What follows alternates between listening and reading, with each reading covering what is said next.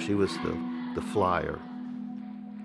She's the one that they would, get and throw into the air.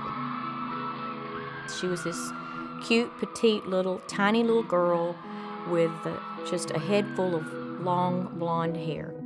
She wasn't afraid of heights. In fact, she wasn't really afraid of anything. We had noticed she had just gotten weak. I said, "What's the matter with you?" I said, "You're a tumbler. You can tumble and do backflips." It progressed from that to she fainted a couple times.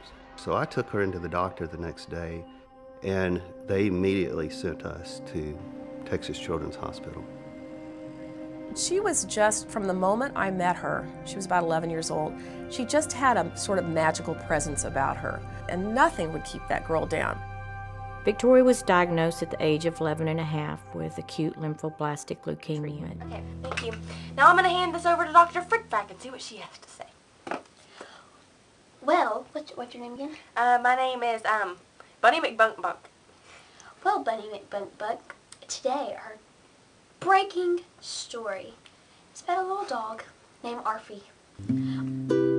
First time I met Victoria, we were doing a radiothon at a radio station in Houston, Texas. She was very full of energy and was already considered a long-term survivor of leukemia. At the end of 2.5 years, when Victoria's treatment was over, they performed another spinal tap and a bone marrow test.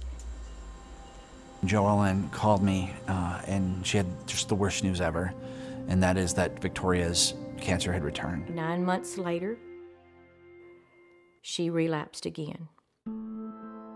So this was 3 times she was told that she had cancer, and she had little to no immune system left. And I asked her what she wanted for Christmas, and she said, "I'd really just like to get out of this hospital and go see Christmas lights. Christmas lights are something my family and I go see together all the time, and I can't even leave to go see Christmas lights."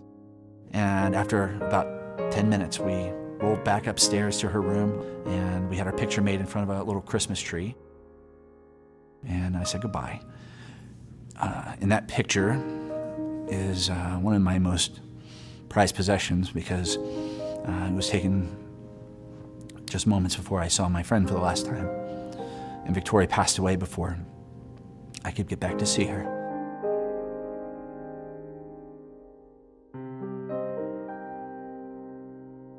Victoria passed away on January 21st, 2008, after a 4-year battle with leukemia, failed bone marrow transplants, and fungal infections. It was as a result of Tori's death, sitting at her funeral, that I made up my mind that I needed to be doing this, not just a couple days a year with a radiothon, that I needed to be doing this with my life. Doc wanted to do something special for Victoria, in memory of Victoria. And he came up with a fundraiser called Extra Life.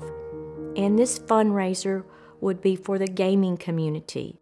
It just occurred to me that gamers should be able to do the things they love to help sick and injured kids as well. And so Extra Life was born. 1,200 gamers showed up on October 15th in 2008.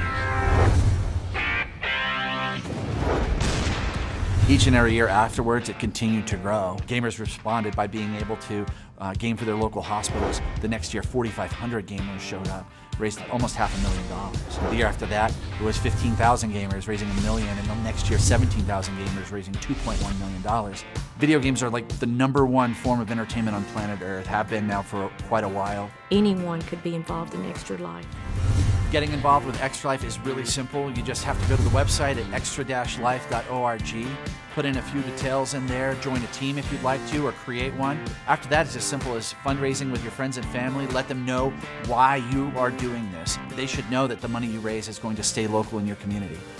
We never will truly lose Victoria, because she will live for all of us through this.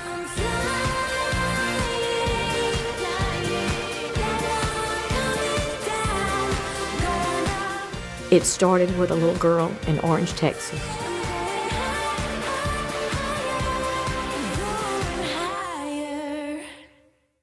And I think that's all we have to say for today. All we have to say today. So we'll see see you you tomorrow later at on news at whatever time it is. at Victoria.